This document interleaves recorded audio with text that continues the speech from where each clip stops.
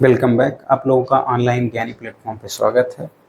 Last class में हमने जो देखा था कि जो चार्जेस की प्रॉपर्टीज़ हैं उनके बारे में हमने देख लिया था। जो हमारा यूनिट चल रहा था वो यूनिट था इलेक्ट्रोस्टैटिक्स, इलेक्ट्रो प्लस स्टैटिक्स, जहाँ पे चार्जेस क्या थे, स्टैटिक थे, मूव नहीं कर रहे थे।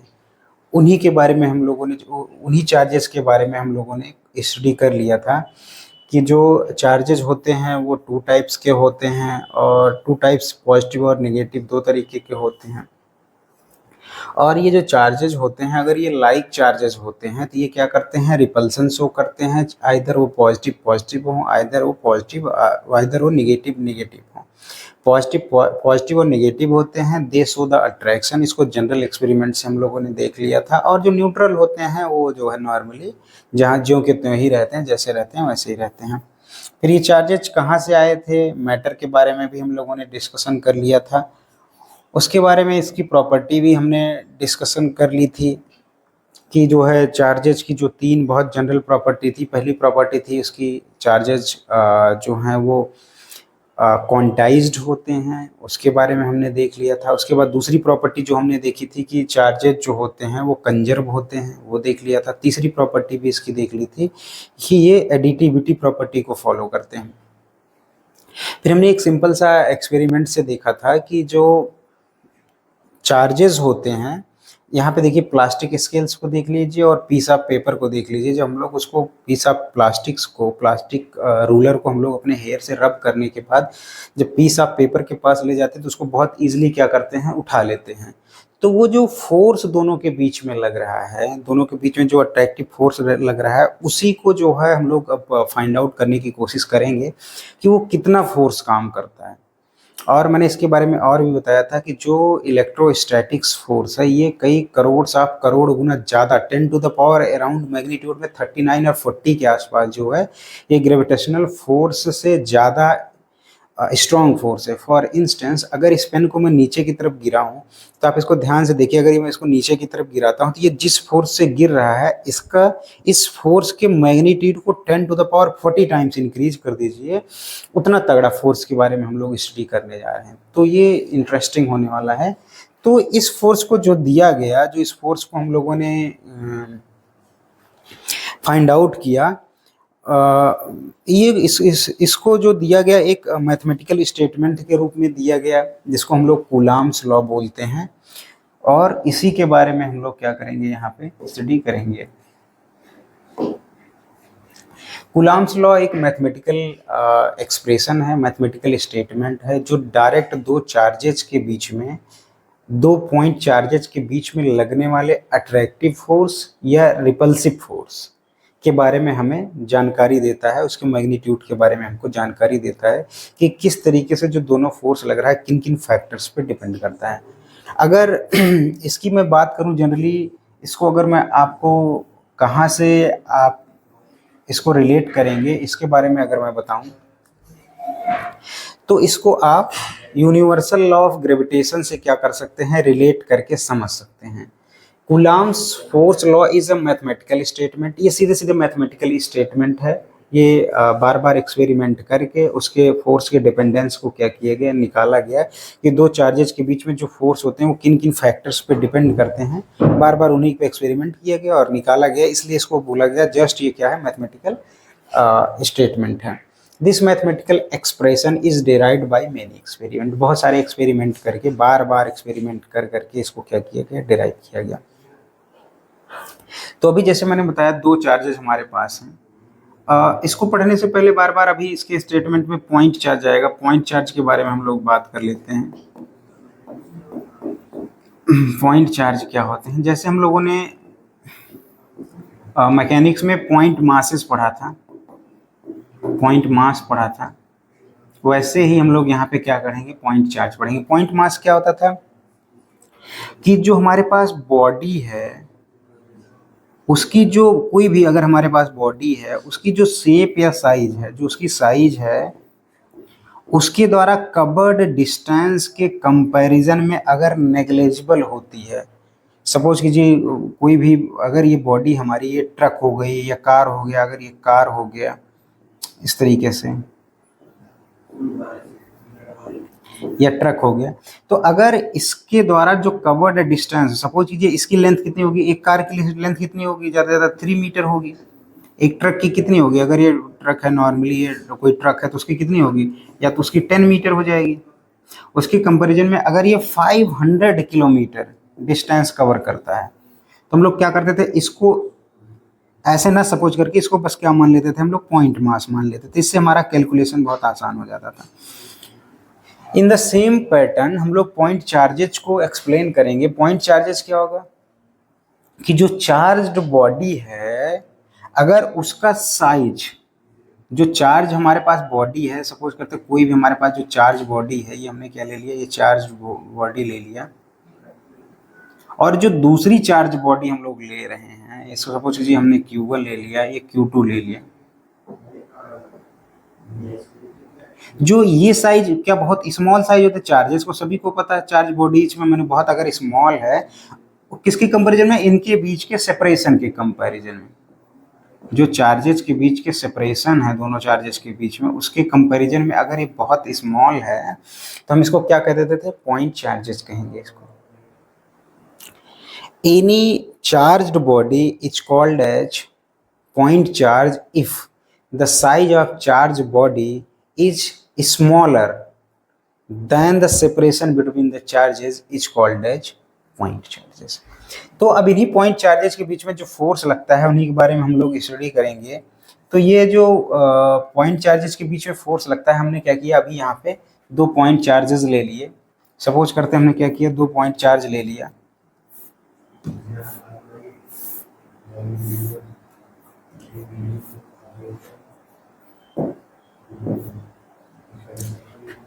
हमने 2 पॉइंट चार्ज ले लिया। एक सपोज करते हैं हमने ले लिया Q1 और दूसरा हमने ले लिया यहाँ पे Q2।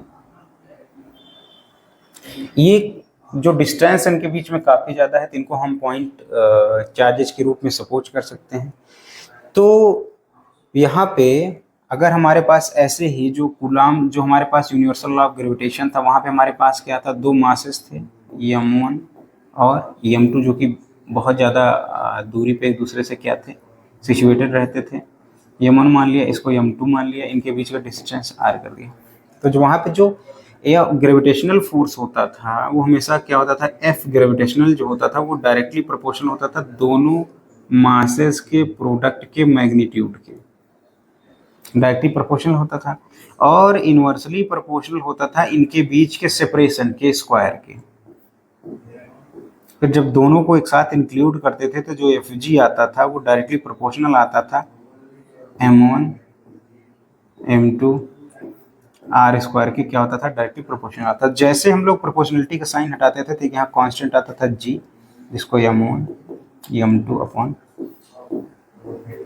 r स्क्वायर लोग कहते थे। इन द सेम पैटर्न ये भी चार्ज में भी कूलाम्स लॉ भी सेम पैटर्न पे है, बस वहाँ मासेस को हम लोग रिप्लेस कर देते हैं जो है चार्जेस के द्वारा, और जो यहाँ पे कांस्टेंट है वो कांस्टेंट बहुत अलग आता है। ये जो ग्रेविटेशनल कांस्टेंट है इसकी वैल्यू बहुत ही कम होती है, इसकी वैल्यू बहुत ही कम, कैसे, 6.67 इंटू 10⁻⁻11। ये देखो -11 है बेटा, जैसे ये नीचे जाएगा तो इस वैल्यू पूरे के पूरे g की वैल्यू को बहुत स्मॉल कर देता है।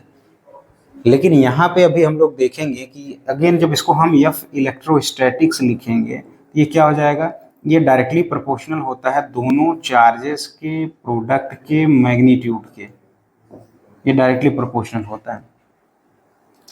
और जिनके बीच के सेपरेशन है या फिर इलेक्ट्रोस्टैटिक्स जो है उनके स्क्वायर के इन्वर्सली प्रोपोर्शनल होता है, उनके स्क्वायर के इन्वर्सली प्रोपोर्शनल होता है। अब जैसे ही इन दोनों फोर्सेस को हम क्या करते हैं, कंबाइन करते हैं, या फिर ये डायरेक्टली प्रोपोर्शनल आता है magnitude of product of charges involve in and inversely proportional to the square के। अगर यहाँ से जैसे ही हम लोग क्या करते हैं, एक कांस्टेंट को हटाते हैं, जैसे ही इस प्रोपोर्शनलिटी को साइन को हटाते हैं तो वैसे ही एक कांस्टेंट आता है। जैसे ही एक कांस्टेंट आता है प्रोपोर्शनलिटी साइन हटाने के बाद,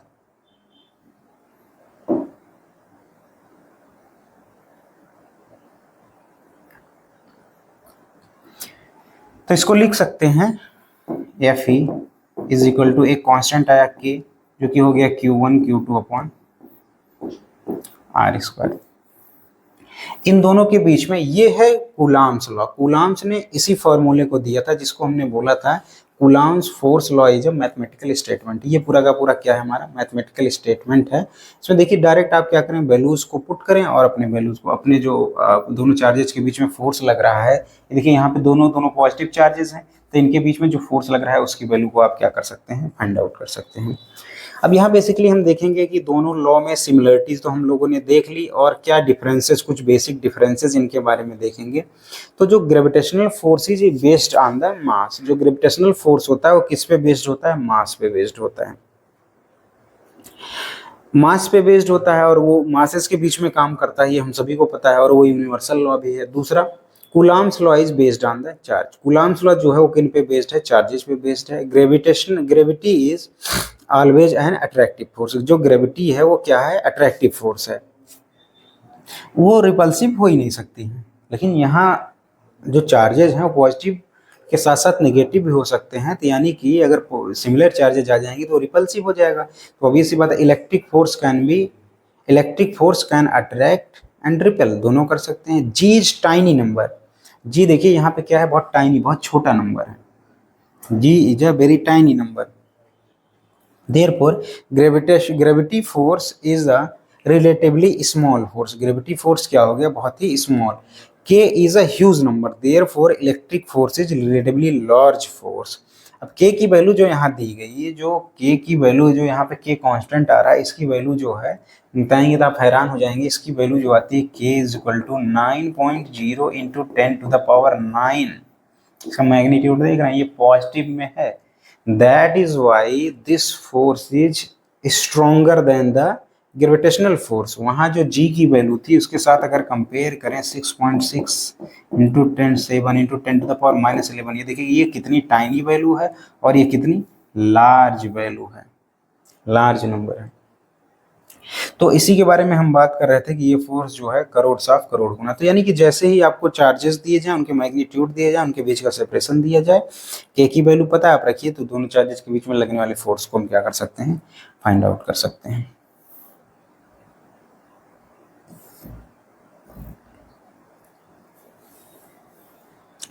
अब इसके स्टेटमेंट्स को देखते हैं कि जो स्टेटमेंट है कूलाम्स लॉ का वो किस तरीके से दिया जाता है। इसका स्टेटमेंट है the magnitude of electrostatics force, दोनों चार्जेस के बीच में लगने वाले फोर्स का जो मैग्नीट्यूड है between the 2 point charges Q1 and Q2 is directly proportional to the product of magnitudes of charges. Q1 और Q2 के डायरेक्टली प्रोपोर्शनल है and inversely proportional to the square of distance, to the square of the distance और separation between them और between the charges. Mathematically इसको अभी अभी हम लोगों ने देखा था, इसको मैथमेटिकली हमने अभी भी इसको देखा था कि जो Fe होता है, Fe के Q1 Q2 upon are square, ये हो गया। आगे देखते हैं universal law of gravity, law of universal gravitation और कूलाम्स लॉ। यहाँ पे ध्यान से देखिए, ये physical to G m1 m2 upon D square, या फिजिकल टू KE जो इलेक्ट्रोस्टैटिक्स को बता रहा है Q1 Q2 प्रोडक्ट में divided by the D square हो गया था। दोनों में जरा अभी अभी थोड़ी देर पहले हमने डिफरेंसेस देखे थे, कुछ डिफरेंसेस देखे थे, इनको, इन डिफरेंसेस को कुछ इस तरीके से भी हम लोग क्या कर सकते हैं, समझ सकते हैं। कूलाम्स, जो कूलाम्स फोर्स है, इट में भी, इसको जो अभी इलेक्ट्रोस्टैटिक्स फोर्स बोल रहे हैं, चूंकि इसको जो है कूलाम्स ने दिया था, तो इसलिए इस फोर्स को हम लोग क्या बोल सकते हैं, कूलाम्बियन फोर्स भी बोल सकते हैं या कूलाम फोर्स बोल सकते हैं। कूलाम और ग्रेविटेशनल फोर्स में क्या डिफरेंस है, इट में भी अट्रैक्टिव और रिपल्सिव। ये क्या हो सकता है, अट्रैक्टिव भी हो सकता है, रिपल्सिव भी हो सकता है। अभी अभी हमने देखा कि अगर जो है दो चार्जेस हमारे जो हैं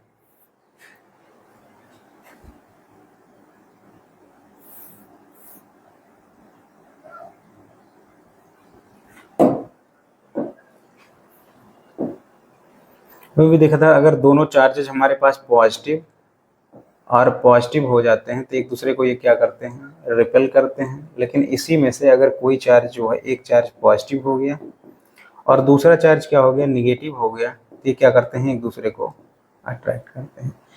लेकिन इट इज ग्रेविटेशनल फोर्स में क्या है, इट इज अट्रैक्टिव। अगर हम लोग एक तरफ जो है अर्थ को ले लें और जो है दूसरी तरफ सन को ले लें, तो इनके बीच में जो फोर्स लगेगा वो हमेशा किस नेचर का होगा, अट्रैक्टिव नेचर का। जो एफ ग्रेविटेशन होगा वो हमेशा क्या होता है, अट्रैक्टिव नेचर का होता है। इसके बारे में हम लोग पढ़ चुके हैं। It is always it depends on the medium. हाँ, सबसे खास बात जो है दोनों में, जो सबसे खास डिफरेंस है कि अगर इस अर्थ और सन को जो है आप किसी वाटर में रख दीजिए ले जाके, वैसे रखा नहीं जा सकता, फिर भी मैं एक जनरल एग्जांपल आपको दे रहा हूँ क्योंकि यूनिवर्सल लॉ है, तो ये दो कॉमन मासेस के बीच में भी काम करता है। यानी कि ये जो है बोर्ड के बीच में भी लग रहा है और हमारे बीच में भी लग रहा है, तो ये जो है। लेकिन अगर हम दोनों को उठा के कहीं पे हम ले जाके क्या करें, वाटर के अंदर रख दें, केरोसिन के अंदर रख दें, मीडियम के अंदर, किसी भी मीडियम के अंदर रख दें, एयर के अंदर रख दें, वैक्यूम के अंदर रख दें, पेट्रोल, केरोसिन, वाटर, उसके बाद जो है ग्लास, किसी भी मीडियम में ले जाके रख दें, तो जो ग्रेविटेशनल फोर्स है उस पर कोई फर्क नहीं पड़ने वाला। वो जितना पहले लग रहा था इन दोनों मासेस के बीच में, जो कि दिया गया था इस वाले फॉर्मूले से, G m1 m2 upon are square वाले फॉर्मूले से दिया गया था, जो इनके बीच में लग रहा था, इसी से आपको मिल जाएगा।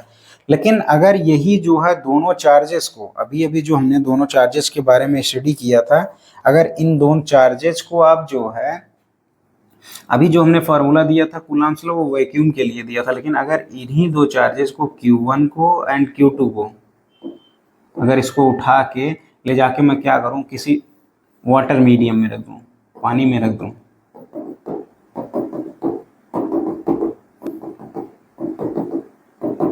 पानी में रख दूं या केरोसिन में रख दूं, पेट्रोल में रख दूं, तो जो हमारे पास फॉर्मूला था एफ इलेक्ट्रोस्टैटिक्स का K Q1 Q2 upon are square करके था, तो ये क्या हो जाता है, इनवैलिड हो जाता है। इसमें कुछ चेंजेज आ जाते हैं, जो एक्सपेरिमेंट करके पाया गया कि ये एग्जैक्ट वैल्यू नहीं आती, कुछ चेंजेज आ जाते हैं। क्या चेंजेज आता है इसको हम लोग क्या करेंगे, अभी थोड़ी देर में स्टडी करेंगे। बस अभी इतना मानिए कि it depends upon the medium. जो एफ इलेक्ट्रोस्टैटिक्स, यानी कि ये अब खुद ही देखिए, ये फोर्स जो है वो खतरनाक होने वाला है, क्योंकि यूनिवर्सल लॉ ऑफ ग्रेविटेशन में जो फोर्स था वो बिल्कुल सीधा सीधा बच्चा था, क्लास का बिल्कुल सीधा बच्चा, जो क्या करता था, केवल अट्रैक्टिव नेचर का होता था। उसमें एक खास बात थी, दूसरा वो क्या था, मीडियम से इंडिपेंडेंट था, तो बहुत ज़्यादा परेशानी हमें नहीं होने वाली। यानी कि अगर हमको इलेक्ट्रिक फील्ड या इलेक्ट्रिक फोर्स के बारे में स्टडी करना है तो ज़्यादा केयरफुली स्टडी करना पड़ेगा। नेक्स्ट देखते हैं, it is lesser than the coulomb's force because value of the G की वैल्यू छोटा है। जैसे वहां जी की वैल्यू आप रखते थे, तो जी की वैल्यू जब छोटी है तो पूरी की पूरी वैल्यू को क्या कर देता था, छोटा कर देता था, वो मैं बता चुका हूँ। ये भी क्या होता था, it is always greater in magnitude because of the high value of के की हाई जो कांस्टेंट के आता है, इसकी वैल्यू 9.0 इंटू 10⁻⁹ ये पूरा का पूरा पॉजिटिव वैल्यू है, पूरा का पूरा निगेटिव वैल्यू है। 10⁻⁻11 देखिए, 10⁻9 देखिए, इस वजह से इसकी वैल्यू क्या होती थी, बहुत हाई चली जाती है। या फिर इलेक्ट्रोस्टैटिक्स की वैल्यू, जो इलेक्ट्रोस्टैटिक्स फोर्स है चार्जेस के बीच में, the force between the charges will not be same during the motion or rest. The force between the charges will not be same during the motion or rest. It is always same whether two masses are rest or in motion. तो इसमें जो है इसमें charge की value क्या हो जाएगी, same नहीं रह जाएगी। ये भी हमको देखना है कि अगर चार्जेस हमारे मोशन में आ जाएंगे तो जो उनके बीच में कोलम्बियन फोर्स लग रहा होगा वो क्या रहेगा, कांस्टेंट नहीं रह जाएगा, सेम नहीं रह जाएगा, जो कि रेस्ट पे रहने पे था। बट जो है ग्रेविटेशनल फोर्स हमारा जो था वो क्या था, सेम रहेगा, चाहे हमारे क्या हो, मोशन में हो, होते ही है। नॉर्मली दो मासेस अगर हम लोग देखें, वो यहाँ पे अगर दो मासेस को पर्टिकुलरली देखें, तो ये जो बोर्ड है और मैं हूँ, तो नॉर्मली क्या है, हम रेस्ट पे ही हैं। अगर रेस्ट पे माना जाए तो जो फोर्स लग रहा है, और सन और अर्थ को देख लीजिए, वो भी क्या है, वो तो मोशन में है, फिर भी वहाँ पे यूनिवर्सल लॉ ऑफ ग्रेविटेशन लगता है, तो कोई भी चेंजेस क्या होंगे, नहीं आएंगे। अब हम लोग देखते हैं नेक्स्ट पॉइंट,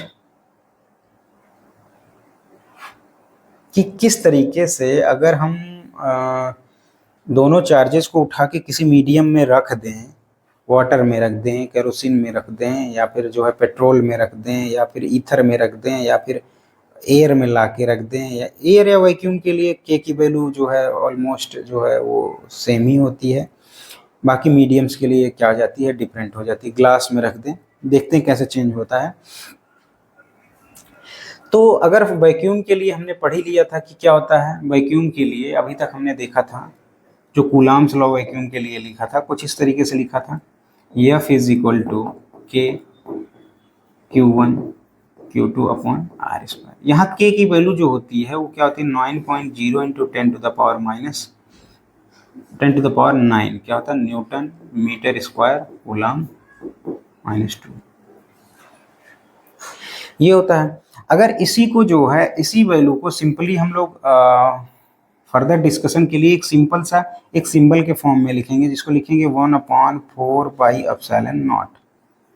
अगर जैसे ही इसको ऐसे भी हम लोग लिख सकते हैं 1/4πε0, यानी कि जैसे ही 1/4 पाई की वैल्यू हम लोग 3.14, और अगर एप्सिलॉन नॉट की वैल्यू जो है 8.85 इंटू 10 टू द पावर -12 होती है, जैसे ही इसको रखेंगे यहाँ पे लाके यहाँ पे रखेंगे इसको मल्टीप्लाई करके, तो जो इसकी वैल्यू निकल के आती है वो आती है 9.0 इंटू 10 टू द पावर 9। तो इस पूरे के पूरे वैल्यू को, इस पूरे के पूरे कांस्टेंट को अपने कन्वीनियंस के लिए एक और तरीके से लिखा जाता है, जिसको बोला जाता है 1/4πε0। यानी कि यही जो हमारा कूलाम्स लॉ था, यही अब किस में चेंज हो गया, उसको हम कैसे लिख सकते हैं, जो F इलेक्ट्रोस्टैटिक्स था K Q1 Q2 upon are square. अब इसी को हमने क्या किया, उठा के रख दिया 1/4πε0 Q1 Q2 upon are square, ये भी लिख सकते हैं।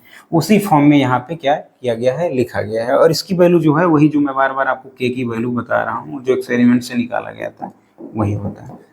अब जैसे ही इसको मीडियम में रखते हैं, जैसे ही इसको मीडियम में रखते हैं, तो जो एफ की वैल्यू, एफ इलेक्ट्रोस्टैटिक्स की वैल्यू है वो घट जाती है। और ये बहुत ऑब्वियस सी बात होने वाली है कि जैसे ही मीडियम में रखते हैं दो चार्जेज को, कोई मीडियम इनके बीच में आ जाता है, तो जो एफ इलेक्ट्रोस्टैटिक्स है वो घट जाता है। जैसे मीडियम में रखेंगे तो उनके बीच में अगर कोई चीज़ आ जाती है तो वो क्या हो जाती है, घट जाती है उसकी वैल्यू। तो घट जाने के लिए कैसे दिखाया जाता है, यानी कि डिनोमिनेटर में कोई एक नंबर आने वाला, कोई एक नंबर से घट जाता है डिनोमिनेटर में, उसको हमने बोल दिया है फॉर इंस्टेंट, इसके लिए हमने क्या बोल दिया है, एप्सिलॉन आर बोल दिया है। एप्सिलॉन आर का मतलब क्या हो गया, एप्सिलॉन तो एप्सिलॉन ही है, यहाँ पे इसको बोलते हैं जो यहाँ पे एप्सिलॉन नॉट लिख रहे थे इसको परमिटिविटी ऑफ फ्री स्पेस बोल रहे थे। यानी कि इसकी जो फ्री स्पेस का मतलब वैक्यूम हो गया, वैक्यूम में जो इसकी वैल्यू होती है मैक्सिमम होती है 8.85 इंटू 10 टू द पावर -12। अभी अभी मैंने इसकी वैल्यू बताई थी एप्सिलॉन नॉट की 8.85 इंटू 10 टू द पावर -12, इसकी वैल्यू बताई थी। कहाँ, ये एप्सिलॉन नॉट का मतलब, ये नॉट जहाँ भी लगा होता है इसका मतलब क्या हो गया, वैक्यूम या फ्री स्पेस। जहाँ पे ये एक्सपेरिमेंट कहाँ पे किया गया होगा, जो कूलम्ब्स लॉ दिया गया है, वैक्यूम या एक्सपेरिमेंट, वैक्यूम या जो है फ्री स्पेस में। तो वैसे ही इसको वैक्यूम से अलग रखने के लिए, वैक्यूम से अलग रखने के लिए हमने क्या किया है, किसकी आप क्या रख दिया गया, दोनों चार्जेस को किसी मीडियम में रख दिया गया, तो जिसकी वैल्यू कम हो रही थी, तो वहां पे कैसे कम हो रही थी उसको हमने क्या बोल दिया है, एप्सिलॉन आर बोल दिया है। तब इसको हम क्या बोलें, एक को इक्वेशन 1 बोल दें, एक को हमने क्या किया, इक्वेशन 1 बोल दिया, फर्स्ट बोल दिया, और एक को हमने क्या किया, इक्वेशन 2 बोल दिया। अब जरा देखें कि जो वैक्यूम और मीडियम में फोर्सेज के बीच में रिलेशन है वो क्या है। अब इक्वेशन 2 को इक्वेशन 1 से हमने क्या किया, डिवाइड कर दिया, equation 2 divided by equation 1। Equation 2 को इक्वेशन 1 से जैसे हमने डिवाइड कर दिया तो क्या आ गया, F M divided by F B, F medium divided by F B. जैसे ही इसकी वैल्यूज को हम लोग रखेंगे 1/4πε0 इंटू एप्सिलॉन आर, यहाँ पे Q1 Q2 upon are square divided by 1/4πε0 Q1 Q2 upon are square. अब देखिए ध्यान से, ये सब कट जाएगा, केवल इधर क्या हो जाएगा, एप्सिलॉन आर। यानी कि एप्सिलॉन आर की वैल्यू अगर आपको चाहिए तो क्या करिए, मीडियम डिवाइडेड बाई द, ये बिल्कुल वैसे ही है कि जैसे हम लोगों ने रिफ्रैक्टिव, अभी इसको हम रिफ्रैक्टिव इंडेक्स से भी क्या करेंगे, रिलेट करेंगे, आपको बताएंगे कि कैसे इसको हम लोग समझ सकते हैं। पहले भी इस चीज़ को हम पढ़ चुके हैं। तो अभी के लिए हम लोग देखेंगे जो एप्सिलॉन नॉट था वो परमिटिविटी या फ्री स्पेस था, एप्सिलॉन आर जो था वो रिलेटिव परमिटिव, उसको रिलेटिव परमिटिविटी बोलते हैं। अब आइए देखते हैं इनके बीच में क्या रिलेशन होता है। अभी जो हमने बताया था कि जो एप्सिलॉन नॉट होता है उसको परमिटिविटी या फ्री स्पेस बोलते हैं, और एप्सिलॉन आर जो है वो क्या होता है, रिलेटिव परमिटिविटी होता है। यहाँ अगेन ध्यान से देखिए, एयर या वैक्यूम के लिए जो वैल्यू होती है कूलम्बियन फोर्स की या इलेक्ट्रोस्टैटिक्स फोर्स की, वो क्या होती है, सिमिलर होती है। तो यहाँ पे देखिए लिखा हुआ है एफ एयर या वैक्यूम में 1/4 pi epsilon naught Q1 Q2 upon are square, किसी भी मीडियम में 1/4 pi epsilon naught epsilon R, जिस वैल्यू से ये वैल्यू कम हो जाती है, डिनोमिनेटर में आया है Q1 Q2 upon are square. या कभी कभी इसको क्या किया जाता है, कभी कभी इसको क्या किया जाता है, एप्सिलॉन आर से लिखा गया है। अगर इन दोनों के बीच में हम लोगों को क्या करना है, अब ध्यान से अगर देखिए, अगर हमको क्या चाहिए, एप्सिलॉन मीडियम की वैल्यू हमको निकालना हो किसके टर्म में, रिलेटिव परमिटिविटी और परमिटिविटी ऑफ फ्री स्पेस के बीच में अगर हमको निकालना है, तो कैसे हम लोग इसको निकालेंगे, तो क्या करें, दोनों को जनरली हम लोग क्या करें, निकाल सकते हैं, इसको भी हम लोग निकाल सकते हैं। देखते हैं कैसे निकालेंगे।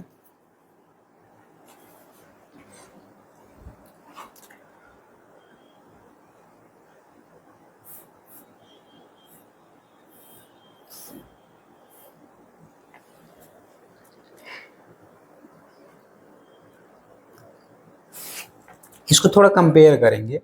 जैसे याद करिए कि जो रिफ्रैक्टिव इंडेक्स होता था, रिफ्रैक्टिव इंडेक्स और स्पीड ऑफ लाइट में क्या रिलेशन होता था, कि जो रिफ्रैक्टिव इंडेक्स होता था किसी भी मीडियम का, वो क्या लिखा जाता था, speed of light in vacuum, जो रिफ्रैक्टिव इंडेक्स लिखा जाता था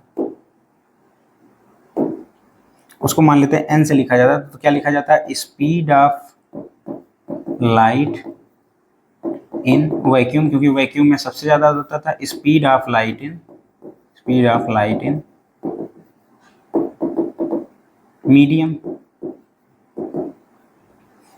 ऑफ लाइट इन मीडियम। तो अब जो है speed of light in medium अगर ये हम लोग लिखते थे तो क्या करते थे, बेसिकली हम क्या करते थे, रिफ्रैक्टिव इंडेक्स को इसी मान लिया, क्योंकि स्पीड ऑफ लाइट वैक्यूम में सबसे ज्यादा होती थी, और किसी भी मीडियम में हमने उसकी वेलोसिटी को क्या बोल दिया, वी बोल दिया। अब हम लोग क्या करते थे, हमेशा सी हमको पता होता था, सी हमको हमेशा पता होता था, जैसे यहाँ हमको एप्सिलॉन नॉट पता होता था, जैसे हमको एप्सिलॉन नॉट पता होता था, तो उसी तरीके से जैसे ही एप्सिलॉन नॉट को अगर एप्सिलॉन आर से हम लोग डिवाइड कर देंगे, एप्सिलॉन नॉट को हम लोग एप्सिलॉन आर से डिवाइड कर देंगे, तो हमको एक वैल्यू मिल जाएगी, एक वैल्यू मिल जाएगी जो हमको क्या बताएगा, जो हमको हमेशा बताएगा कि ये जो किसी इसी के कारण तो फोर्स कम हो रहा था, तो कितने टाइम्स जो है वैक्यूम या एयर के कंपैरिजन में ये फोर्स क्या हो गया है, कम हो गया है।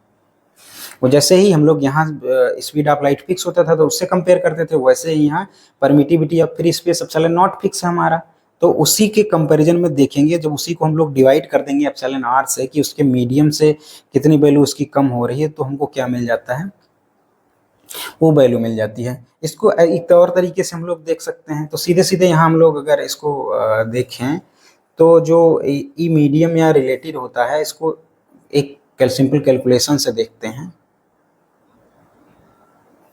अभी अभी हमने आपको बताया था कि जो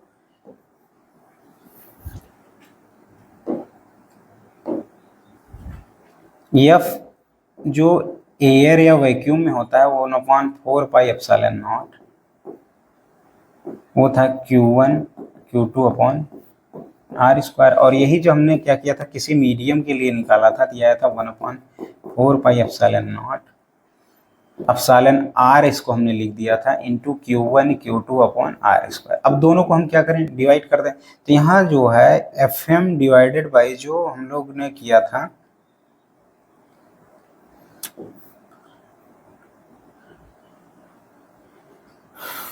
एफ ए कर देते हैं तो ये हमारा आ जाएगा। इसको देखिए ध्यान से, ये क्या हो गया, एप्सिलॉन आर अपॉन क्या आ गया, एप्सिलॉन नॉट।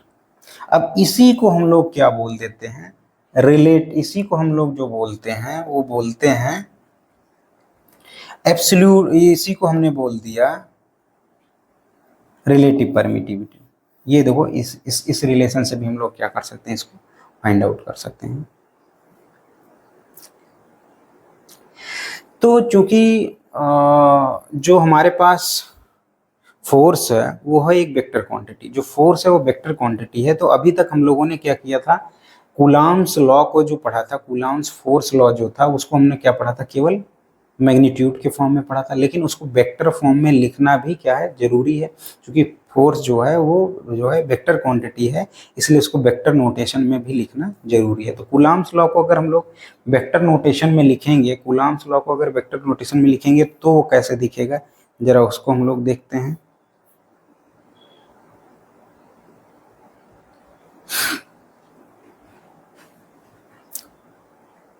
यहाँ पे दोनों चार्जेस को हमने ले लिया है, Q1 और Q2 को।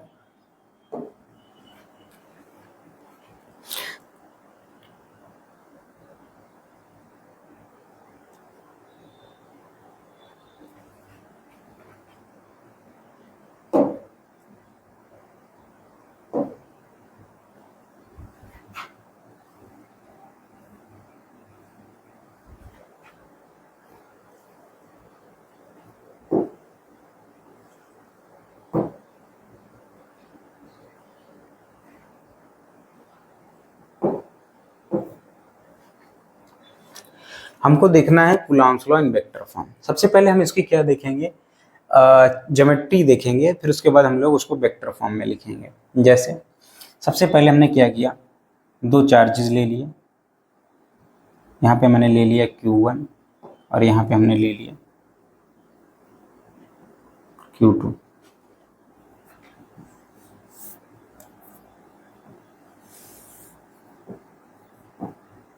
ये सब वैक्यूम में ही हो रहा है, Q1 और Q2। अब अगर Q1 और Q2 क्या है, पॉजिटिव है, दोनों पॉजिटिव, हमने इसको क्या मान लिया, इसको भी पॉजिटिव मान लिया, इसको भी हमने क्या किया, पॉजिटिव मान लिया। दोनों अगर पॉजिटिव पॉजिटिव हैं तो एक दूसरे को क्या करेंगे, रिपेल करेंगे। रिपेल करेंगे तो इनके फोर्सेस को कैसे दिखाया जा सकता है, ये रिपेल किया,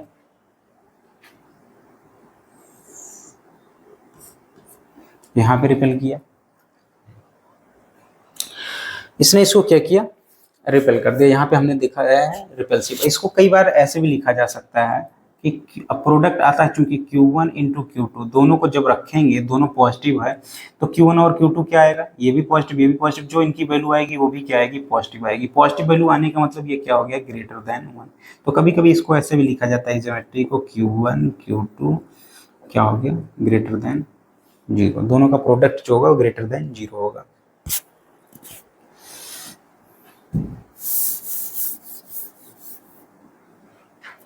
अब इसको वेक्टर फॉर्म में लिखना है। अब जो है इसको क्या लिख सकते हैं, F21 लिख सकते हैं। F21 कैसे लिखा हमने, क्यों लिखा कि F21 का क्या मतलब हो गया, दूसरे चार्ज पे force on Q2 due to Q1। इसी नोटेशन को हम पूरे के पूरे बार बार फॉलो करेंगे। F21 को हमने क्या दिखाया, force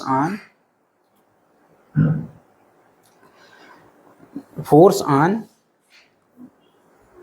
second charges due to the first charges. इसको हमने किससे दिखाया, F21 से दिखाया। अब जब भी इसको वेक्टर फॉर्म में आपको लिखना होता है, जब भी आप वेक्टर फॉर्म में लिखते हैं तो कैसे लिखते हैं, इन चार्जेस को हमेशा क्या करना पड़ता है आपको, तुरंत जैसे वेक्टर फॉर्म में आपको लिखना हो तो इसको क्या करिए, कोऑर्डिनेट सिस्टम के फॉर्म में आप लिख लीजिए। एक को एक्स एक्सिस बोल दीजिए, दूसरे को वाई एक्सिस बोल दीजिए। तो अब इनके हम क्या करेंगे, पोजीशन वेक्टर्स दिखाएंगे। अगर ये ओरिजिन, इसका क्या हो गया, ये ओरिजिन हो गया, ये क्या हो गया हमारा R1 हो गया, इसका पोजीशन, ये क्या हो गया R2 हो गया।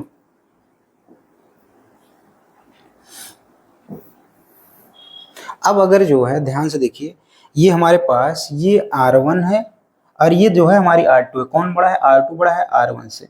तो ये जो दोनों के बीच का सेपरेशन अगर होगा तो R2 माइनस ये इससे कितना बड़ा है, ये इससे कितना बड़ा है, ये अगर आपको फाइंड आउट करना है, ये अगर फाइंड आउट करना, तो यहाँ से क्या डाल सकते हैं, यहाँ परपेंडिकुलर इस पे डाल सकते हैं, यानी कि इतनी लेंथ इससे बड़ी है, इतनी लेंथ, ये वाली लेंथ किसके बराबर हो जाएगी? R1 के बराबर हो जाएगी, वेक्टर R1 के बराबर हो जाएगी, और ये पूरा R2 है।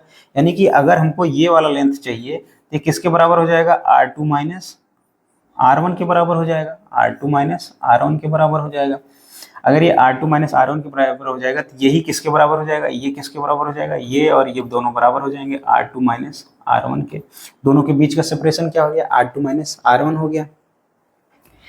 इसी को कई बार यूनिट वेक्टर के फॉर्म में R21 लिखा जाता है, ऐसे लिखा जाता है। तो जब भी कूलम्ब्स लॉ को वेक्टर फॉर्म में लिखा जाता है तो इसको इस तरीके से लिखा जाता है, F21 is equal to 1/4 pi epsilon naught Q1 Q2 upon R square, यहाँ पे क्या हो गया? R21 का क्या हो गया। अब इसको जरा, ये तो मैथमेटिकल फॉर्म हो गया, इसको थोड़ा समझ डेवलप करते हैं, इसका क्या मतलब हो गया। जैसे दो मासेस हैं, सपोज कीजिए ये दो मासेस हैं, दोनों मासेस को हमने क्या किया, एक रस्सी से बांध दिया, ये इस तरीके से हमने बांध दिया। जो फोर्स काम करता है इन मासेस के, जो अगर रस्सी को मैं खींचूं, ये उसी को बोला जाता है कि जो फोर्स काम करता है वो लाइन ऑफ एक्शन पे काम करता है, तो दोनों चार्जेस को क्या करते हैं?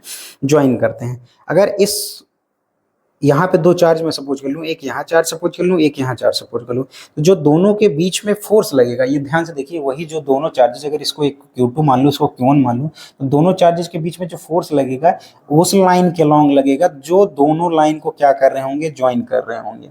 जो दोनों लाइन को ज्वाइन कर रहे हैं, देखो इसी लाइन पे लगा है, लेकिन ये क्या है? रिपल्सिव फोर्स, इसलिए बाहर की तरफ दिखाया गया है, इधर उधर नहीं लगेगा। हमेशा जो फोर्स लगेगा, ये जो दोनों चार्जेस को क्या कर रहा है? लाइन ज्वाइन कर रहा है, उसी के अलोंग लगेगा। या तो अंदर, अगर जो है ये पॉजिटिव चार्जेस हैं तो बाहर की तरफ लग जाएगा, और नेगेटिव चार्जेस हैं तो वो क्या करेंगे? वो भी रिपेल करेंगे। तो वो क्या करेंगे? रिपेल, वो भी क्या करेंगे? रिपेल करेंगे एक दूसरे को, तो वो भी क्या रहेगा? बाहर की तरफ ही रहेगा, वो भी बाहर की तरफ ही रहेगा। अगर नेगेटिव चार्जेस ले लिए तो वो भी रिपेल करेंगे, बाहर की तरफ ही रहेगा। तो रहेगा along the line of charges के बीच में ही, ये नहीं कि ये किसी ओरिएंटेशन पे चला जाएगा। दोनों के बीच में जो नेट फोर्स होगा वो हमेशा लाइन ऑफ चार्जेस के बीच में ही लगेगा, किसी एंगल पे नहीं लगेगा। इसीलिए बोला जाता है कि जो कूलम्बियन फोर्स है दो चार्जेस के बीच में, हमेशा दोनों चार्जेस को ज्वाइन करने वाले लाइन के अलोंग लगता है, चाहे वो क्या हो। यहाँ पे हमने क्या लिया? पॉजिटिव चार्ज लेके दिखाया है, अभी मैं आपको नेगेटिव चार्ज लेके दिखा दे रहा हूँ। तो अगर हम लोग यहाँ पे नेगेटिव चार्जेस ले लें, दो नेगेटिव चार्जेस ले लें, ये हमने अगेन ले लिया Q1, साथ में हमने ले लिया Q2, दो नेगेटिव चार्जेस हमने ले लिए। और अगर इस पे अगर देखें, ये भी नेगेटिव और ये भी नेगेटिव, ये इसके बीच में क्या करेगा? रिपल्स का काम करेगा, अगेन रिपल्सिव फोर्स का काम करेगा। और जैसे हम यहाँ पे Q1 इंटू Q2 का प्रोडक्ट लेंगे, Q1 और Q2 का प्रोडक्ट लेंगे इज इक्वल टू, यहाँ पे अगर मैंने रखा माइनस इंटू माइनस, ये दोनों रखा, तो अगेन ये क्या आ जाएगा? एक पॉजिटिव वैल्यू आ जाएगी, जो कि क्या हो जाएगा? ग्रेटर देन 0 हो जाएगा। लेकिन अगर इसी में से ग्रेटर देन 0 हो गया, अगर इसी में से किसी चार्ज को हमने एक को पॉजिटिव ले लिया, मान लो Q, और दूसरे को क्या किया? माइनस को, इसको क्या किया? एक को पॉजिटिव ले लिया, एक को नेगेटिव ले लिया, अब ये क्या हो जाएगा? अट्रैक्टिव काम करना शुरू कर देगा तब भी। लेकिन इनके जो लाइन ज्वाइन कर रहे हैं, दोनों लाइन ज्वाइन कर रहे हैं, उन्हीं के लॉन्ग ही काम कर रहा है, यही मैं बताने की कोशिश कर रहा था। अब मैंने एक को आपको बता दिया था कि कैसे F21 दूसरे चार्ज पे पहले के द्वारा लगाए जाने वाले फोर्स को हम लोग क्या कर सकते हैं? बता सकते हैं। वैसे ही अगर भाई चार्जेस हैं तो कोई तो ये तो है नहीं कि केवल एक ही चार्ज लगा रहा है दूसरे पे, दूसरा चार्ज भी पहले पे फोर्स लगा रहा होगा, तो वो कैसे लगा रहा होगा? इसको हम लोग देखते हैं। हमने लिया हुआ था Q1 और यहाँ पे हमारा था Q2, इस पे मैंने आपको दिखा रखा था, ये Q1 हो गया, ये Q2 हो गया, इस पे मैंने दिखा रखा था। जो दूसरे लगा था इसको क्या कर दिया था? F21 से दिखाया था। तो वैसे ही इस पे लगने वाले फोर्सेस को हम लोग क्या दिखाएंगे? F1 2 से दिखाएंगे। इसका मतलब क्या हो गया, force on charge Q1 due to charge Q2, इसको दिखाएंगे। और अगेन इसका भी मैग्नीट्यूड क्या हो जाएगा, इसका भी जो मैग्नीट्यूड हो गया वो क्या हो गया, इसको हम क्या लिखेंगे, F12 डिपेंड तो ऐसे करेगा 1/4 pi epsilon naught Q1 Q2 upon are square, बस यहाँ क्या आ जाएगा, R12 आ जाएगा। और दोनों में अगर पहले वाले इक्वेशन को दूसरे के साथ कंपेयर करें, वो क्या था, F21 is equal to 1/4 pi epsilon naught Q1 Q2 upon are square R21 था। ध्यान से देखें, R21 जो था अब तक ये इधर काम कर रहा था, लेकिन इसके बीच में जो अब काम कर रहा है, फोर्स का जो डायरेक्शन है इसके अपोजिट में है, उसी को हमने क्या बोल दिया है, R12 बोल दिया है। अब अगर दोनों को बराबर होना है, R12 को जो है तो -R21 लिखना पड़ेगा। तो यहाँ से हम लोग क्या कह सकते हैं, F21 जो है नेगेटिव माइनस F12, इसका क्या मतलब हो गया, जो न्यूटन्स थर्ड लॉ बोलता है उसके साथ ये क्या कर रहा है, लाई कर रहा है। क्या बोलता है, एवरी एक्शन है इक्वल एंड अपोजिट रिएक्शन। अगर ये इस पे इतना फोर्स लगा रहा है तो ये भी इस पे, ये भी क्या करेगा, इस पे इतना फोर्स लगाएगा, लेकिन अपोजिट डायरेक्शन में लगाएगा। नेगेटिव साइन क्या बता रहा है कि ये दोनों फोर्सेस क्या हैं, both forces are in opposite direction.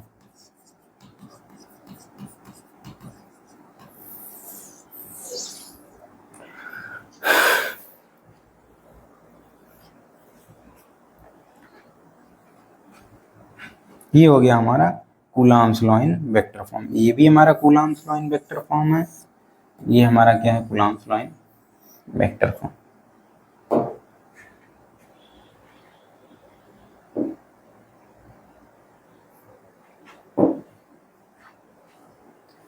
वही चीज देखिए यहाँ पे दिखाया गया है। अगर इसी को मैंने इसी को क्या किया हुआ था, इस तरीके से हमने क्या किया था, एक एक्सिस ले लिया था,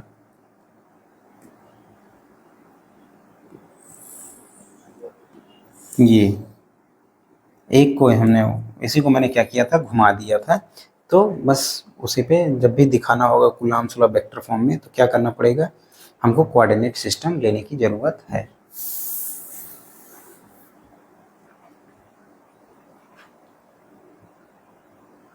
नेक्स्ट पॉइंट देखते हैं हम लोग। यहाँ पे हमारा जो कूलम्ब्स लॉ है वो खत्म होता है।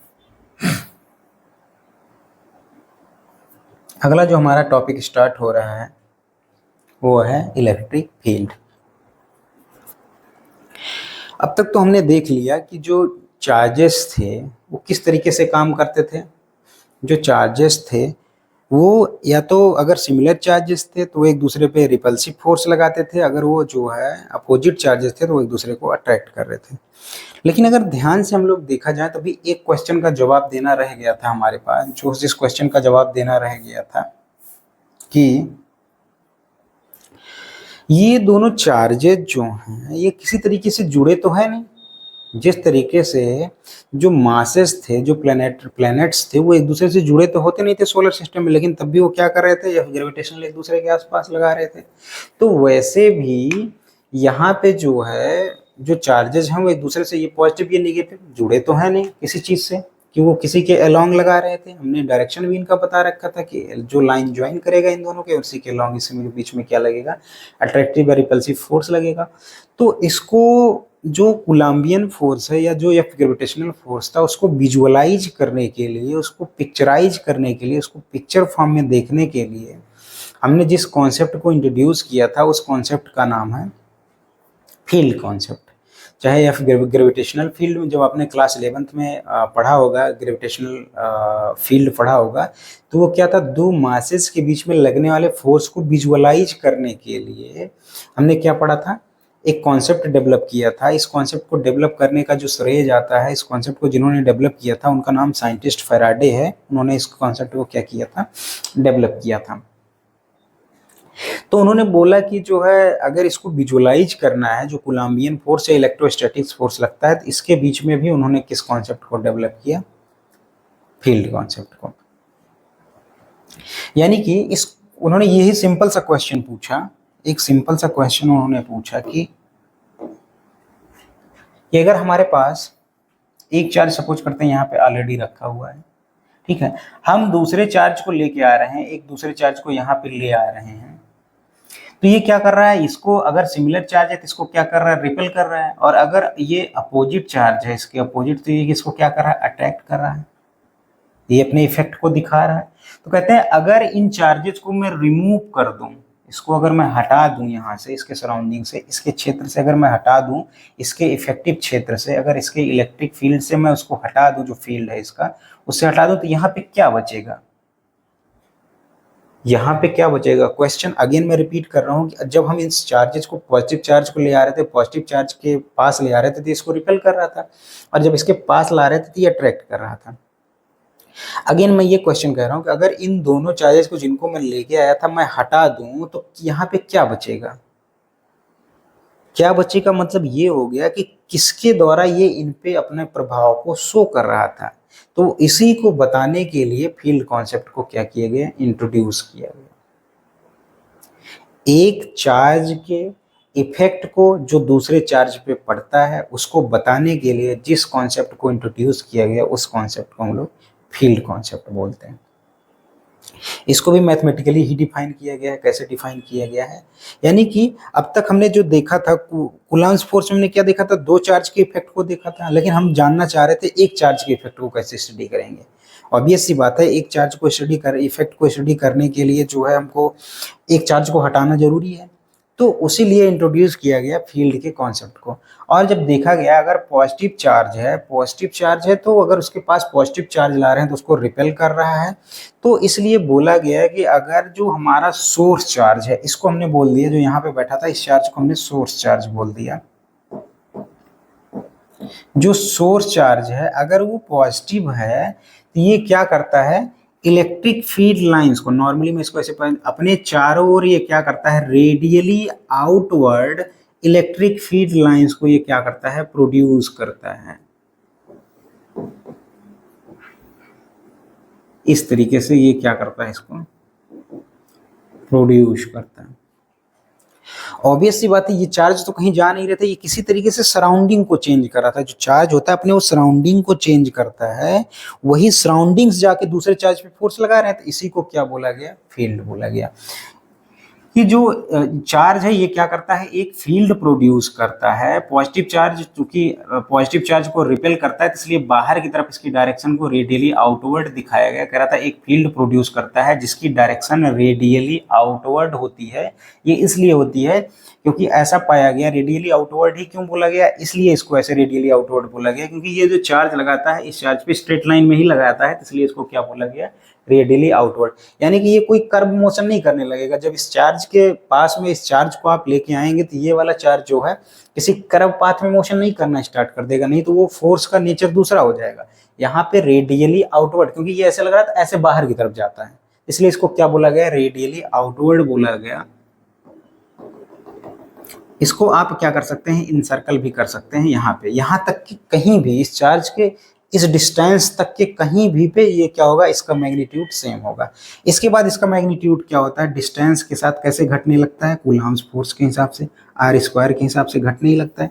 और इसको बहुत ऑब्वियस सी बात है, इसको ऐसे भी समझ सकते हैं, आप एक फैन फील्ड ले सकते हैं, जो घर में हमारा पंखा चलता है उसकी एक फील्ड को ले सकते हैं। तो अगर आप बिल्कुल पंखे के पास में खड़े हैं तो आपको सबसे ज़्यादा हवा लगेगी, लेकिन अगर आप पंखे से जैसे जैसे दूर जाते जा रहे हैं, पंखे से जैसे जैसे दूर जाते जाएंगे उसके फोर्स की वैल्यू क्या होती जाएगी, घटती चली जाएगी। ये मैग्नीट्यूड क्या होता चला गया, घटता। मैग्नीट्यूड कैसे हम बता रहे हैं घट रहा है, यहाँ पे एरो मैंने बड़ा बनाया था, यहाँ पे एरो को क्या बनाया हमने, छोटा बनाया है। तो जो एरो की लेंथ है वो क्या बता रही है, इसके मैग्नीट्यूड को बता रही है, और जो एरो की डायरेक्शन है वो क्या बता रहा है, इसकी डायरेक्शन को बता रहा है। तो जैसे मैं बता रहा था आपको कि अगर ये किसी भी पॉजिटिव चार्ज का अगर आपको इलेक्ट्रिक फील्ड देखना है तो आप इसको किससे कंपेयर करिए, एक फैन फील्ड से कंपेयर करिए। बस फैन फील्ड में क्या होगा कि जो उसका एयर फील्ड होगा, जो फैन के द्वारा एयर प्रोड्यूस किया जा रहा है, वो क्या होगा, जैसे जैसे उससे दूर जाता जाएगा वो क्या, उसके इफेक्ट को क्या होता जाएगा, कम होता जाएगा। वो एयर लगना, जो एयर के द्वारा फोर्स लगता है वो कम होता जाएगा। वैसे अगर यहाँ चार्ज की हम लोग बात करें तो जैसे जैसे आप चार्ज से दूर होते जाएंगे तो इसके भी मैग्नीट्यूड का जो इफेक्ट होगा वो कम होता जाएगा। ऐसे बताया गया। और इसी तरीके से जो मैंने यहाँ आपको पॉजिटिव चार्ज के लिए बताया, अगर यही मैं आपको क्या करूँ निगेटिव चार्ज के लिए बताऊँ, जैसे यहाँ पे मैंने बनाया हुआ है, ये ध्यान से देखिए, ये जो यहाँ पे बना हुआ है अगर मैं इसको मिला दूँ यहाँ पे, इस सर्कल के किसी भी पॉइंट पे जो मैग्नीट्यूड होगा इलेक्ट्रिक फील्ड का वो क्या होने वाला है, सेम होने वाला है। वैसे अगर मैं नेगेटिव चार्ज की बात करूं कि सपोज कीजिए मैंने क्या किया हुआ है, पहले यहाँ पे एक नेगेटिव चार्ज ले रखा है और इसके फील्ड में मैं किसी पॉजिटिव चार्ज को लेके आता हूं तो ये क्या करता है, इसको अट्रैक्ट करता है। इसको जो अट्रैक्ट करता है उसको कैसे आप दिखाएंगे, यानी कि अगर इस चार्ज को मैं हटा दूं तो इसके इफेक्ट को कैसे देखने को मिलेगा, तो अगेन वही फील्ड का कॉन्सेप्ट इंट्रोड्यूस हो जाता है। इसको जो दिखाया जाता है कुछ इस तरीके से दिखाया जाता है, बिल्कुल। ये भी क्या होता है, रेडियली इनवर्ट होता है। ये सिंक का काम करता है, वो किसका काम करता था, सोर्स का काम करता था। यानी कि जब इसके इस वाले फील्ड में जब आप लेके आएंगे, इस सर्कल के पास में लेके आएंगे, तो सबसे ज्यादा फोर्स क्या करेगा, अट्रैक्टिव फोर्स लगेगा। लेकिन जब इससे दूर लेके आएंगे, सपोज कीजिए यहाँ पे आप चार्ज को लेके आए, तो जो ये वाला लगेगा ये थोड़ा सा इसके प्रभाव को क्या करेगा, कम लगेगा पहले के कंपेरिजन में, क्योंकि डिस्टेंस इसकी क्या हो गई, बढ़ गई। उसी चीज को क्या किया गया है, यहाँ दिखाया गया, पिक्चोरियली दिखाया गया है कि अगर यहाँ पे आप लेके आएंगे तो ये वाला फोर्स काम करेगा, लेकिन इसी से थोड़ी दूर अगर लेके आएंगे तो इसका जो है इस तरीके से फोर्स काम करेगा। तो आइए इलेक्ट्रिक फील्ड को हम लोग एक डेफिनेशन के फॉर्म में देखते हैं। पहले डेफिनेशन देखेंगे, देन इसको क्या करेंगे। इसी चीज को देखिए मैंने दिखाया हुआ है। एक यहाँ पे हमने क्या किया हुआ है, पॉजिटिव चार्ज लिया हुआ है, एक चार्ज लिया हुआ है, दूसरा चार्ज यहाँ पे लिया जो दोनों से r डिस्टेंस पे हैं। इसको हमने क्या किया है, कोऑर्डिनेट पे इसको ओरिजिन मान रखा है और यहाँ पे इसको क्या है, r डिस्टेंस पे मान रखा है। तो जो मैं आपको बता रहा था कि let us consider a point charge q placed in vacuum at the origin O। जो मैंने अभी अभी आपको बताया था कि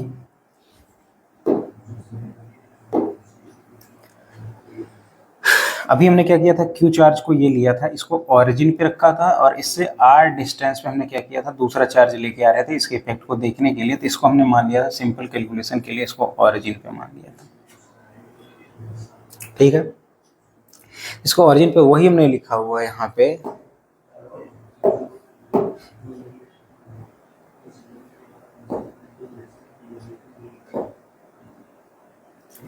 कि let us consider a point charge Q placed in vacuum at the origin O.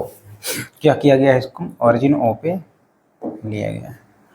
If we place another point charge q at a point p where OP is equal to r, वही हमने बताया कि अगर जो है यहाँ पे हमारा q चार्ज है और इससे r डिस्टेंस पे, जिसको पॉइंट p बोला गया, इसको o बोला गया, यहीं पे मैं एक चार्ज को और लेके आऊँ जो कि r डिस्टेंस पे है और OP is equal to हमने क्या बोला है, r। ये कहाँ सब कुछ एक्सपेरिमेंट चल रहा है, वैक्यूम में चल रहा है। Then the charge q will exert force on q as per the Coulomb's force law। इन दोनों चार्जेस के बीच में जो फोर्स लगेगा कैसे दिया जाएगा, कूलम्ब्स लॉ से दिया जाएगा। एफ इलेक्ट्रोस्टैटिक्स क्या हो जाएगा, के capital Q small Q divided by क्या हो गया, आर स्क्वायर हो गया। इसको इससे इसी से दिया जाएगा। नेक्स्ट क्वेश्चन है हमारा कि अगेन वही दो क्वेश्चन पूछे। इफ भी में ask the question if charge Q is removed, जो चार्ज हमने लाके रखा हुआ था अगर मैं उसको क्या करूं, रिमूव कर दूं, अगर जो है हमारे पास जो चार्ज था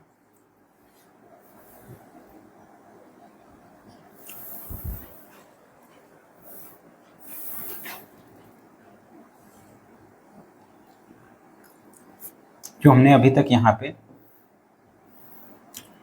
ये लिया हुआ था, क्यू चार्ज लिया हुआ था, यहाँ पे हमने क्या लिया हुआ था, अगर इसको मैं हटा दूं यही मैं कह रहा हूँ ना, अगर मैं इसको क्या कर दूँ, रिमूव कर दूँ, इसी को अगर मैं रिमूव कर दूँ, तो then how does a force act when we place the charge Q at P, तो उस पी पॉइंट पे फोर्स कैसे लगेगा उस पे। तो इसी का आंसर देने के लिए, in order to answer such questions the early scientist introduce the concept of field, जो पहले के साइंटिस्ट थे उन्होंने फील्ड का कॉन्सेप्ट इंट्रोड्यूस किया। अकॉर्डिंग टू दिस, उन्होंने जो फील्ड कॉन्सेप्ट बोला था उसके हिसाब से we say that charge Q, वही जो ओरिजिन पे कैपिटल क्यू रखा था, प्रोड्यूस एन इलेक्ट्रिक फील्ड, वो क्या करता है, इलेक्ट्रिक फील्ड प्रोड्यूस करता है, जो अभी भी मैंने बताया कि ये कैपिटल क्यू जो है ये क्या करता है सभी डायरेक्शंस में, इधर भी, इधर भी, इधर भी, इस डायरेक्शन में भी क्या करता है, चार्ज को प्रोड्यूस करता है। Everywhere in the surrounding, when another charge q is brought at some point p, the field there, जो यहाँ पे फील्ड है, इसको ये जो फील्ड है, ये फील्ड क्या करता है, acts on it and produce forces, और क्या करता है इस पे, क्या करता है वो फील्ड जाके क्या करता है, फोर्स लगाता है। ये इसका आंसर दिया गया।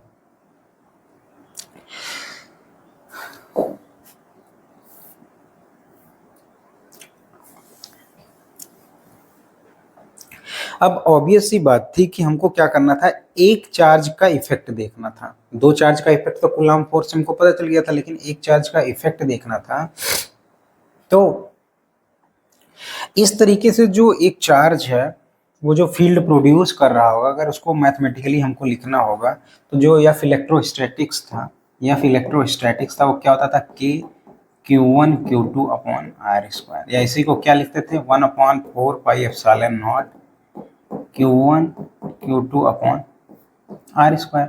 तो अगर हमको इलेक्ट्रिक फील्ड लिखना, ई निकालना है, एक चार्ज का इफेक्ट देखना है, अगर इसी एफ इलेक्ट्रोस्टैटिक्स को मैं Q से डिवाइड कर दूं, तो हमारे पास अब क्या बचेगा, जो वहाँ पे इलेक्ट्रिक फील्ड है वो आ जाएगा 1/4 पाई एप्सिलॉन नॉट, जैसे यहाँ पे Q1 कैपिटल Q था, वहाँ पे क्या था, दूसरा Q था, डिवाइडेड बाई Q से Q क्या हो जाएगा, कैंसिल हो जाएगा, यहाँ आर स्क्वायर है, ये जो E बचेगा वो बचेगा 1/4 pi epsilon naught Q upon are square. तो कई बार देखो ये भी बोला जाता है, इलेक्ट्रिक फील्ड को जो डिफाइन भी किया जाता है वो कुछ इस तरीके से भी डिफाइन किया जाता है कि the force acting on the unit charge is called as electric field. अगर Q को मैं 1 ले लूँ, E इज इक्वल टू, अभी मैंने बताया क्या होता है, F E electrostatics upon Q, अगर इसको मैं 1 coulomb, Q is equal to 1 coulomb charge ले लूँ, तो E किसके बराबर हो गया, एफ ई के। The force acting on the unit charge is called as electric field. तो इसको डिफाइन किया गया। अब ये देखिए ई आर हमारा जो आ गया, ये यहाँ पे जो एफ आर था हमारा ये था Q upon are square, E R equal to F R upon Q, जैसे डिवाइड किया तो क्या आ गया, एक चार्ज के कारण, ये देखिए सिंगल चार्ज के कारण जो इलेक्ट्रिक फील्ड की वैल्यू आ गई वो क्या आ गई, 1/4 pi epsilon not to Q1 Q2 Q1, यहाँ पे जो था capital Q upon are square, उस कारण के कारण जो इलेक्ट्रिक फील्ड प्रोड्यूस हो रहा था। अब इलेक्ट्रिक फील्ड क्या है, अभी हमने देखा कि ये क्या होता है, इसके डायरेक्शन रेडियली आउटवर्ड होता है। जब रेडियली आउटवर्ड होता है इसका डायरेक्शन, तो यानी कि ये क्या है, वेक्टर क्वांटिटी है। तो एक वेक्टर क्वांटिटी है तो इसकी डायरेक्शन भी होगी, तो इसकी डायरेक्शन को कैसे बताएंगे, electric field is a vector quantity, and इसके डायरेक्शन को कैसे बताएंगे, इसको देखते हैं।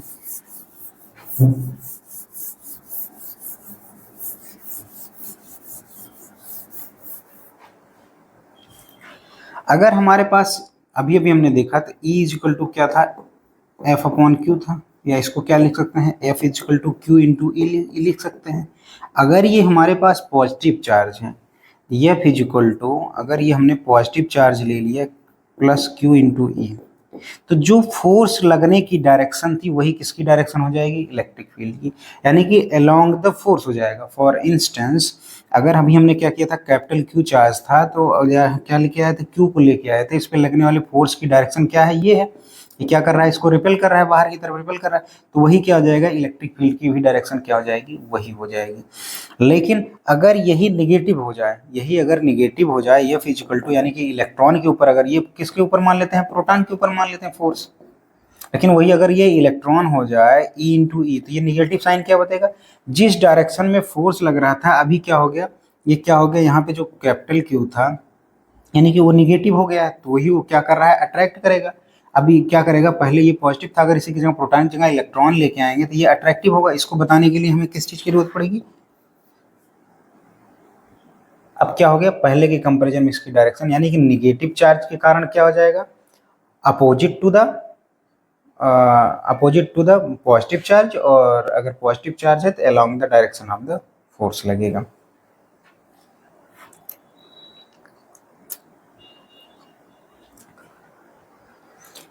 अब अगर ध्यान से देखें जो ये अभी हमारा इक्वेशन हमने निकाला था, जो हमारा इक्वेशन निकला था, जो इक्वेशन इलेक्ट्रिक फील्ड का हमने निकाला, E इक्वल टू 1/4πε0 Q/r²। ये देखिए R की वैल्यू पे डिपेंड करने वाला है। The above equation specifies the value of electric field for each value of position vector R। Obviously बात है, हर R के वैल्यू को इलेक्ट्रिक फील्ड की वैल्यू क्या होने वाली है। The world signifies how some distributed which could be scalar or vector, कोई भी स्केलर या वेक्टर क्वांटिटी हो सकती है, variate with the position. Position के साथ इलेक्ट्रिक फील्ड की वैल्यू की कैसे जो है चेंज हो रही है, उसी को क्या बताता है। Thus the effect of a charge has been explain in the existence of electric field, यानी कि किसी भी चार्ज के इफेक्ट को कैसे बताया जाता है, इलेक्ट्रिक फील्ड के एग्जिस्टेंस से। तो आज हम लोगों ने आज इतना ही रखते हैं क्लास के लिए।